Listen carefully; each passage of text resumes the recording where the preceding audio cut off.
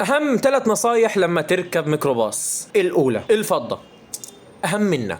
اوعى تركب ميكروباص إلا وأنت معاك فضة علشان تدفع أجرتك وما تستناش الباقي وتريح راسك، علشان بنسبة 50% لو دفعت ومستني باقي فضة مش راح يرجع لك كامل. فالفضة أهم من ال5 وال10 وال20 جنيه، وبدل ما تقعد تاخد وتعطي مع السواق وتوجع راسك، لا، ادفع على قدك وريح على دماغك. الثانية، لو قدرت اوعى تقعد على الكرسي القلاب، على الكراسي اللي في النص، أقول لك ما تقعدش خالص، لا، عامة أحسن مكان تقعد فيه لو قدرت المكان اللي جنب الشباك، تدفع أجرتك وبتريح راسك وبتتحكم في الشباك، وألف حمد وشكر لك يا رب. الثالثة، اوعى تلم الأجرة إلا لو أنت قادر عليها، ولازم يكون معاك فضة علشان هتضطر ترجع لهذا الباقي تبعه وترجع لهذا وتاخد من هذا وإلى آخره، وهتضطر تتعامل مع السواق. فبدك تكون قد المسؤولية ومفتح راسك وعارف كل واحد إيش دفع وإيش سوى وإيش عمل. ولو أنت مش قادر قول يا عم أنا مش قادر، أنا أدبي، وخلص ريح راسك من الموضوع كله، علشان ما تدخلش الميكروباص كله في ميمعة مش هتعرف تطلعوا منها.